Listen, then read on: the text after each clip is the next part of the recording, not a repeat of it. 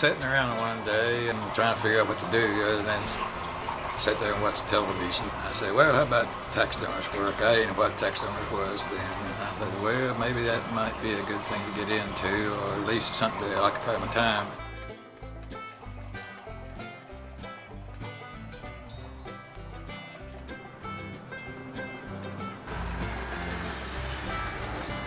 West Virginia's got over 1 million deers in this state, so there's quite a few in here. You know, the taxidermy business is kind of odd.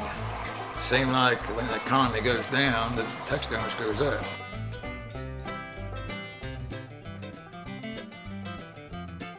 This is art, actually. When you get right down to it, it is art. You got to know what the animal's supposed to look like, what features it has in it. But this is how it starts out. You have all this on there, it has to come off. You gotta have a little bit of practice of butchering. You gotta know, I guess you work with the meat process of it. Start with pulling the lip sideways, rolling it down. It all contours together. You gotta know the pressures of the knife and exactly where you're hitting that on the hide to tell, you know, if you get the lips turned inside out or not. Kind of gets messy sometimes, and if you can't stand blood or anything like that around animals, you just smell to stay out of it. And you lost a bad scent in some of them animals too, and that's something you got to overcome if you stay in them.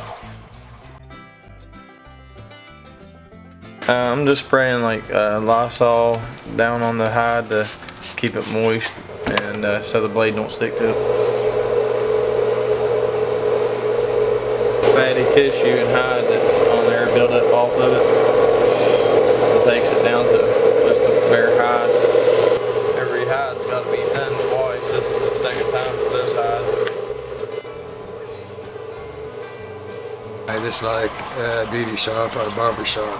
If you like that person to do your hair, you're going back to them.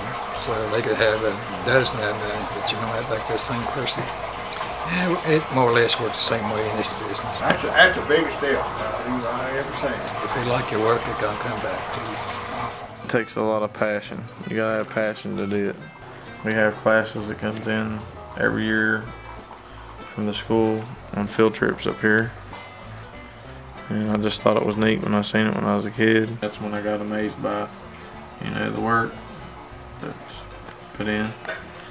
And of course, I'm a hunter too at heart, and I decided I wanted to take on the go of trying to do my own stuff too. Most people's hunters. Of course, you got them activists too out there, and I've had one of them in here. They came in, and she started talking about them animals in here, and it's a shame to kill them, things like that. It shouldn't be killed.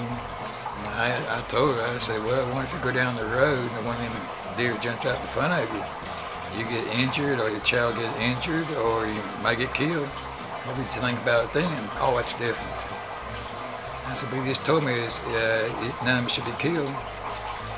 But she walked out a different attitude, I think. And this you just put on here and rub it in. And it attacks the hide just as soon as it hits it. It starts drying it up. It don't dry it to where it hardens it, but it dries it where it won't have a rotten smell to it later on, and it keeps the hair locked in the skin. This is the starting of it, and this is the finish. It doesn't matter the size of the child or the size of an adult. It's the happiness on their face when you give them their trophy back when it's completed. So I mean, that's what got me years later, was seeing a smile on somebody's face, getting their game back. I wish I wrote books on it years ago, and I never did get around to doing it. I know people doing animals up to they're 90 years old. It's a fascinating business, I guess, what it is. It's a fascinating type business. Hopefully I'll be here in the next 10 or 15 years anyway.